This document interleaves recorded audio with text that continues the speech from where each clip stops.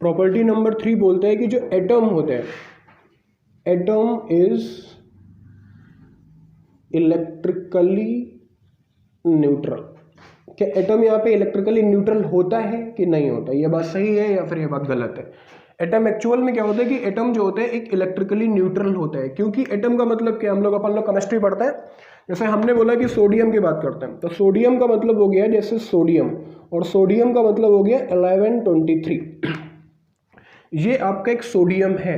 अब इसका हम लोग एक स्ट्रक्चर बनाते हैं और स्ट्रक्चर के बारे में बात करते हैं। जैसे हमने क्या करा, एक सोडियम बनाया, तो अगर हमने इसका फिगर बनाया तो मैंने देखा ये हमारी पहली ऑर्बिट है, ये हमारी दूसरी ऑर्बिट है और ये हमारी तीसरी ऑर्बिट है।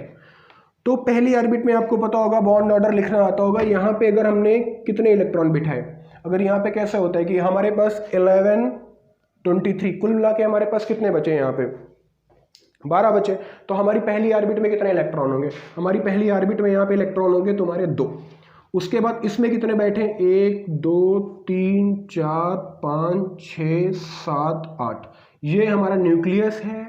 पहली ऑर्बिट में हमारे पास 2 इलेक्ट्रॉन है, उसके ऊपर ऑर्बिट में हमारे पास 1 इलेक्ट्रॉन है, और उसके ऊपर जो हमारी ऑर्बिट है उसके पास हमारे पास 1 इलेक्ट्रॉन है। तो यहाँ पे क्या होगा, यहाँ पे एक तुम्हारा ये न्यूक्लियस है, तो न्यूक्लियस के अंदर क्या है तुम्हारा 11 सोडियम 23। तो कुल मिला के यहाँ पे नंबर ऑफ, इसके अंदर क्या होता है, नंबर ऑफ प्रोटॉन्स होते हैं, नंबर ऑफ न्यूट्रॉन्स होते हैं, क्या होते हैं यहाँ पर? तो अगर देखा जाए तो यहाँ पे 12 न्यूट्रॉन है। तो कुल मिला के यहाँ पे अगर देखा जाए 11 सोडियम 23, तो इसमें नंबर ऑफ प्रोटॉन यहाँ पे कितने हैं? नंबर ऑफ प्रोटॉन अगर देखे जाए यहाँ पे, तो नंबर ऑफ प्रोटॉन यहाँ पे 11 है। नंबर ऑफ इलेक्ट्रॉन अगर यहाँ पे कितने हैं, नंबर ऑफ इलेक्ट्रॉन भी यहाँ पे कितने, 11 है। एक इलेक्ट्रॉन पे चार्ज कितना होता है भाई, 1.6 इंटू 10 की पावर -19 कूलम।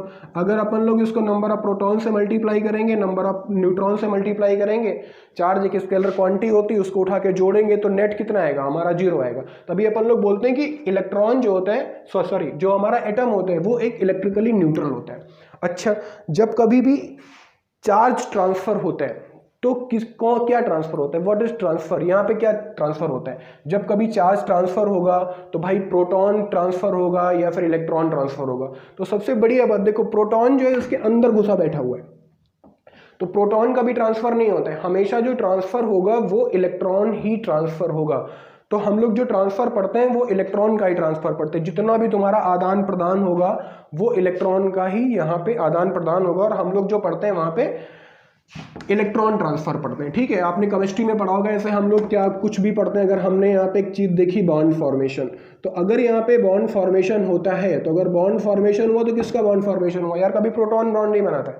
हमेशा जो बॉन्ड फॉर्मेशन होता है वो हमेशा इलेक्ट्रॉन यहाँ पे जो बॉन्ड फॉर्मेशन होता है वो हमेशा कौन करता है? इलेक्ट्रॉन यहाँ पे बॉन्ड फॉर्मेशन करता है। तो जितनी भी यहाँ पे आदान प्रदान होगा वो किसका होगा? यहाँ पे इलेक्ट्रॉन का होगा। कभी भी प्रोटॉन का यहाँ पे आदान प्रदान नहीं होगा। जो बॉन्ड फॉर्मेशन होगा वो तुम्हारा प्रोटॉन का होगा, अदरवाइज जो बॉन्ड ट्रांसफॉर्मेशन होगा या बॉन्ड बनेगा, कुछ भी होगा यहाँ पे, तो इलेक्ट्रॉन अपना पार्टिसिपेट करेगा इसके अंदर। ठीक है, फिर अपन लोग इसके बाद क्वांटाइजेशन तो हम लोगों ने पढ़ लिया।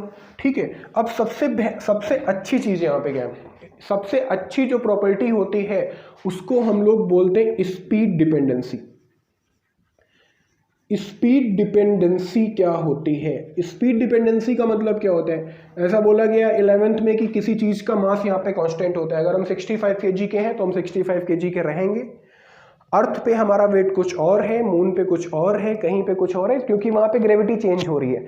तो हम लोग स्पीड डिपेंडेंसी की बात करेंगे। ठीक है, स्पीड डिपेंडेंसी का मतलब क्या है कि अगर मान लो हम 65 किलो के हैं, आप 70 किलो के हैं, ये भाई साहब जो बैठे हैं 90 किलो के हैं, कोई 40 किलो का है, हम 65 किलो के हैं। तो स्पीड डिपेंडेंसी का मतलब क्या है कि अगर हम स्पीड ऑफ लाइट से चल रहे हैं या फिर स्पीड ऑफ लाइट से थोड़ा कम है, 2 × 10⁸ मीटर पर सेकंड की स्पीड से हम दौड़ रहे हैं, तो हमारे मास में चेंजिंग आएंगी। क्योंकि आपको फॉर्मूला पता है, आपने पढ़ा होगा 11th में, m = m0 / √1 - v²/c²। m0 का मतलब होता है भाई यहाँ पे रेस्ट मास। हमारा रेस्ट मास कितना है? हम 50 किलो के हैं, 60 किलो के हैं, 70 किलो के, वो हमारा यहाँ पे रेस्ट मास है। ठीक है, अगर बाय द वे यहाँ पे v की वैल्यू c के बराबर हो जाएगी, अगर हम लोग ऐसे मान लें कि हम स्पीड ऑफ लाइट से दौड़ने लगे, तो यहाँ पे मास की वैल्यू ऑटोमेटिकली चेंज हो जाएगी और हमारा मास यहाँ पे कुछ और हो जाएगा, the value of mass will be changes, और हमारा मास यहाँ पे कुछ और हो जाएगा। तो इसको अपन लोग बोलते हैं स्पीड डिपेंडेंसी। लेकिन सबसे अच्छी बात है, एक बहुत अच्छी बात है, आपको नोट करनी है, यहाँ पे आपको नोट करना है, बढ़िया एक सितारा बना के, स्टार बना के आपको नोट करना है कि जो चार्ज होता है, charge does not depend upon speed of light. Speed of light मतलब जो चार्ज होता है वो चार्ज डिपेंडेंसी नहीं होता है, charge does not depend upon speed of light. या स्पीड, किसी ऑब्जेक्ट की स्पीड पे चार्ज डिपेंड नहीं करता। सबसे पहला क्वेश्चन लोगों के बात तो दिमाग में बात आता है कि भाई चार्ज है, एक मैटर से बना हुआ है, मास से बना हुआ है, जब मास डिपेंड करता है तो यार चार्ज क्यों नहीं डिपेंड करता है। अगर यहाँ पे चार्ज डिपेंड कर जाएगा तो आप लोगों ने पढ़ा होगा इलेक्ट्रोमैग्नेटिक वेव, और इलेक्ट्रोमैग्नेटिक वेव का मतलब होता है, प्लैंक्स ने बताया था कि जो चार्ज पार्टिकल होते हैं वो 3 × 10⁸ मीटर पर सेकेंड की स्पीड से चलते हैं। ठीक है, तो इलेक्ट्रोमैग्नेटिक वेव, तो आप इलेक्ट्रोमैग्नेटिक वेव में पूरा ही पूरा पढ़ेंगे कि वेरिएबल इलेक्ट्रिक फील्ड, एक वेरिएबल इलेक्ट्रिक फील्ड एक वेरिएबल मैग्नेटिक फील्ड को बनाती है, दोनों एक दूसरे के परपेंडिकुलर होते हैं। ऐसे मान लो ये हमारी इलेक्ट्रिक फील्ड, ये मैग्नेटिक फील्ड एक दूसरे के परपेंडिकुलर, तो हम स्पीड ऑफ लाइट से चल रहे हैं, that is called a property. ठीक है, फिर हम लोग यहाँ पे सबसे अच्छी बात पढ़ते हैं, चार्ज तो अपन ने जितनी प्रॉपर्टी थी हमने पढ़ लिया। चार्ज एक स्केलर क्वांटिटी होती है, हम लोगों ने क्वांटाइजेशन पढ़ा, हम लोगों ने बहुत सारी बातें पढ़ी वहाँ पे। ठीक है, और बहुत सारी होती हैं एडिटिव प्रॉपर्टीज होती हैं चार्ज की, वो आगे हम लोग कभी और पढ़ेंगे। ठीक है, अब हम लोग एक बात पढ़ते हैं यहाँ पे, charging of conductor. Charging of conductor, किसी चीज को कैसे चार्ज करते हैं, सबसे बढ़िया बात है चार्जिंग ऑफ कंडक्टर्स। जो चार्जिंग ऑफ कंडक्टर्स होते हैं, कंडक्टर्स, ठीक है, तो हम लोग 3 टाइप की बातें यहाँ पे पढ़ते हैं। पहला हम लोग सबसे पहले पढ़ते हैं यहाँ पे कंडक्टर, फिर दूसरा अपन लोग पढ़ते हैं यहाँ पे सेमी कंडक्टर, ठीक है, फिर तीसरा हम लोग यहाँ पे पढ़ते हैं इंसुलेटर। पता है कंडक्टर का मतलब होता है, आप लोगों ने 10th में पढ़ा, कंडक्टर का मतलब होता है such type of substance in which the electricity pass will easily. ठीक है, इंसुलेटर का मतलब होता है जिसमें बड़ा इलेक्ट्रिक यहाँ पास नहीं होता है। सेमी कंडक्टर का मतलब होता है मीडिएट। पता है सेमी कंडक्टर एक ऐसी चीज़ है, अपन लोग फ़ोन वोन यूज करते हैं, तो सेमी कंडक्टर का मतलब होता है ये एक पूरी अलग ब्रांच है, और इसमें आप पूरा बढ़िया बीटेक करें, मास्टर करें, बढ़िया एक अलग, ये पूरी अलग ब्रांच है। जितनी भी आपकी इलेक्ट्रॉनिक डिवाइस होती हैं सब में वहाँ पे सेमी कंडक्टर का यूज होता है। कंडक्टर का मतलब क्या होता है, such type of substance in which the electricity passes very easily is called a conductor.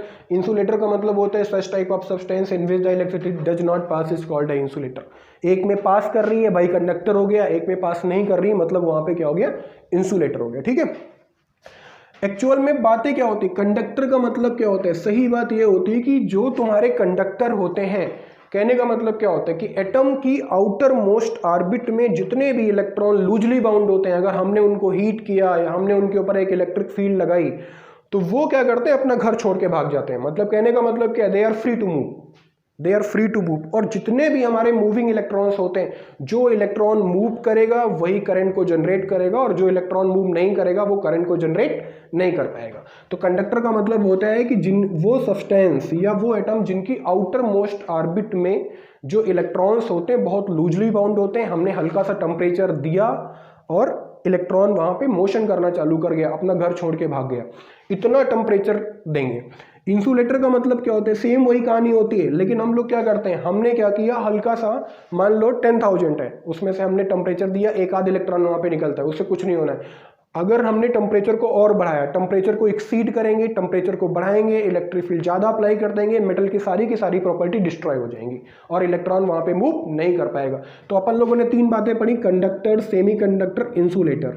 Conductor हम लोग अभी पढ़ेंगे इलेक्ट्रोस्टैटिक्स में, इंसुलेटर हम लोग अभी पढ़ेंगे इलेक्ट्रोस्टैटिक्स में। सेमी कंडक्टर एक फिजिक्स की अलग ब्रांच होती है और इसको अपन लोग यहाँ पे बढ़िया बोलते हैं इलेक्ट्रॉनिक्स। और इलेक्ट्रॉनिक्स में अपन लोग वहाँ पे पढ़ेंगे डायोड क्या होता है, ट्रायोड क्या होता है, सोलर सेल्स क्या होते हैं, पीएन जंक्शन ट्रांसफार्मर क्या होता है, ट्रांजिस्टर क्या होता है, ये सब हम लोग इलेक्ट्रॉनिक्स में पढ़ेंगे। ठीक है, अब हम लोग क्या करते हैं, मेरा टॉपिक था चार्जिंग ऑफ कंडक्टर। अगर हमें कंडक्टर को चार्ज करना है तो कंडक्टर को चार्ज करने का मतलब क्या होता है, हम लोग 3 टाइप से वहाँ पे चार्ज करते हैं। सबसे पहली बात होता है कि हम लोग करते हैं charging by conduction, charging by conduction. Conduction का मतलब क्या होता है? पहली बात होता है चार्जिंग बाई कंडक्शन। ये हम लोग कंडक्टर की बात करते हैं। अगर हमारे पास कोई कंडक्टर है तो पहली जो चार्जिंग होती है उसको अपन लोग बोलते हैं यहाँ पे चार्जिंग बाई कंडक्शन। कंडक्शन से किसी चीज को कैसे चार्ज करेंगे, इससे पहले एक बात समझते हैं यहाँ पे कि ये मान लो एक हमारे पास कोई एक कंडक्टर है और कंडक्टर के अंदर यहाँ पे मान लो बहुत सारे प्लस चार्ज है, मान लो 3 3 6 1 7, कितने चार्ज है? 2 2 4 2 6 1 7 हमारे प्लस चार्ज है, 2 2 4 2 6 1 7 7 हमारे पास माइनस चार्ज है। तो इसका मतलब हुआ ये तुम्हारा बेटा इलेक्ट्रिकली न्यूट्रल हो गया। और इलेक्ट्रिकली न्यूट्रल का मतलब होता है एक न्यूट्रल बॉडी अलग चीज होती है। या आप आगे पढ़ेंगे जब कब अभी आप रिपल्सन पढ़ेंगे, अट्रैक्शन पढ़ेंगे, तब आप पढ़ेंगे सबसे बढ़िया बात है न्यूट्रल बॉडी क्या होती है, क्या न्यूट्रल बॉडी किसी चार्ज बॉडी को रिपेल कर सकती है, अट्रैक्ट कर सकती है, क्या होता है क्या नहीं होता है, वी विल डिस्कस लेटर। ठीक है, हम लोग देखते हैं यहाँ पे कंडक्टर का मतलब क्या होता है। अगर हमारे पास कोई एक बॉडी है और हमने बोला कि जो बॉडी है यहाँ पे पॉजिटिवली चार्ज्ड बॉडी, कैसी बॉडी यहाँ पे? Positively charged body. हमारे पास कैसी बॉडी यहाँ पे? पॉजिटिवली चार्ज बॉडी है। अब पॉजिटिवली चार्ज बॉडी का मतलब है कि हमारे पास सारे के सारे यहाँ पे प्लस चार्ज है, 1 2 3 4 5 6 7 8 9, मैंने मान लिया मेरे पास 9 चार्ज है। तो ये जो हमारे पास 9 चार्ज हैं और बॉडी हमारी कैसी है यार? पॉजिटिवली चार्ज बॉडी है। तो इनके अंदर एक म्यूचुअल रिपल्शन होता है कि सारे के सारे हमारे पॉजिटिव चार्ज हैं। तो जो म्यूचुअल रिपल्शन होता है, म्यूचुअल रिपल्शन की वजह से ये सारे के सारे चार्ज क्या होते हैं? यहाँ अंदर से डिसअपेयर होके और इस कंडक्टर की आउटर सरफेस पे जाके बैठ जाते हैं। तभी हम लोग बोलते हैं कि electric field inside the conductor is 0, क्योंकि अंदर कोई चार्ज ही नहीं है। जब अंदर चार्ज नहीं है तो वहाँ पे इलेक्ट्रिक फील्ड होने का कोई सवाल ही नहीं पैदा होता है। तो सारे के सारे चार्ज कहाँ है? सरफेस की, मतलब कंडक्टर की आउटर सरफेस पे जाके बैठ गए। तो अपन ने बोला कि all charge will be situated at the outer surface of the conductor. ठीक है, तो ये हमने थोड़ा बहुत यहाँ से सीखा। अब हम लोग मुद्दे पे आते हैं। पहले पढ़ते हैं चार्जिंग बाई कंडक्शन। कंडक्शन का मतलब क्या होता है यार? दो बातें होती हैं। एक हमारे पास मान लो चार्ज बॉडी है और हमारे पास चार्ज बॉडी का मतलब है 1 2 3 4 5 6। हमारे पास यहाँ पे इस बॉडी के पास एक स्फेयर हमारे पास है और स्फेयर पे हमारे चार्ज कितने हैं? मान लो 6। हाँ, सबसे अच्छी बात है स्फेयर हम यहाँ पे हॉलो लेके चल रहे हैं। अगर स्फेयर यहाँ पे सॉलिड होगा तो उसकी कहानी कुछ और हो जाएगी, अगर इसके अंदर कैविटी है तो उसकी कहानी कुछ और हो जाएगी। वो हम लोग पढ़ते हैं, गॉसेस थ्योरम में पढ़ेंगे कैसे इलेक्ट्रिक फील्ड वहाँ पे कैलकुलेट करते हैं। ठीक है, तो यहाँ पे कितने हैं? 3 3 6। हमारे पास कितने चार्ज हैं? यहाँ पे 6 चार्ज है और ये हमारे पास पॉजिटिवली चार्ज बॉडी है। एक हमारे पास यहाँ पे न्यूट्रल बॉडी। न्यूट्रल बॉडी का मतलब होता है net charge on the body is 0। Neutral body का मतलब ये नहीं कि चार्ज नहीं है, चार्ज है बट नेट चार्ज 0। जितने पॉजिटिव उतने हमारे पास नेगेटिव। ठीक है, हमने क्या करा, इसको या फिर इसको टच कराएंगे। अगर इसको हम टच कराएंगे तो जब टच कराएंगे तो फिर चार्ज का भी ट्रांसफर होगा, चार्ज का यहाँ पे आदान प्रदान होगा अगर टच कराएंगे तो भी। वरना सबसे अच्छी बात है हमने कंडक्टिंग वायर लगा दी। पता है आपको कंडक्टिंग वायर के बारे में 10th में पढ़ा होगा। एल्युमिनियम की वायर होती है, सबसे अच्छा कॉपर होता है, सबसे अच्छा सिल्वर होता है। अगर हमने क्या करा, एक सिल्वर की वायर लगा दी यहाँ पे और यहाँ पे हमने एक लगा दी भाई साहब कुंजी और हमने की को यहाँ पे क्लोज किया। जैसे हमने यहाँ पे की को क्लोज किया तो इसमें कितने थे? 1 2 3 4 5 6 थे। तो यहाँ पे 3 इलेक्ट्रॉन ट्रांसफर हो जाएंगे, मतलब 3 चार्ज यहाँ पे ट्रांसफर होंगे और इसकी सरफेस पे कितने चार्ज आके बैठ जाएंगे? 3 चार्ज। मतलब क्या है? इसका मतलब होता है इक्विलिब्रियम। और इक्विलिब्रियम का मतलब होता है कि अगर हमारे पास 6 है तो 3 इसके पास बचे और 3 इसके पास बचे, that is called a equilibrium. ठीक है, आगे इसके क्वेश्चन बनेंगे कूलॉम्स लॉ पे कि एक बॉडी है उसके पास कुछ चार्ज है, हमने दूसरी बॉडी को टच करवाया, उसके बीच में नया फोर्स क्या होगा, फोर्स की डिपेंडेंसी क्या होगी। तो अभी अपन लोग फोर्स नहीं पढ़ रहे हैं। इसके पास 6 थे, हमने एक वायर लगाई, हमने की को क्लोज किया, इसके पास 3 चार्ज पहुंच गए। अब ये बॉडी कहाँ आ गई? अब ये बॉडी इक्विलिब्रियम आ गई, that is called a charging by conduction. तो पहला मुद्दा होता है अगर हमें किसी चीज को चार्ज करना है तो हम लोग कंडक्शन से किसी चीज को चार्ज कर सकते हैं। ठीक है, दूसरा होता है, हाँ यहाँ पे सबसे बढ़िया बात, ऐसा नहीं कि आप वायर लगाओ, आप फिजिकल कांटेक्ट भी दे सकते हैं, that is called a physical contact. ठीक है, that is called a conduction. ठीक है, तो कंडक्शन पढ़ेंगे अपन लोग, तो यहाँ पे अपन लोग फिजिकल कांटेक्ट के बारे में बात करेंगे। ठीक है, किसी चीज को कंडक्ट करना हो। ओके, आपका दूसरा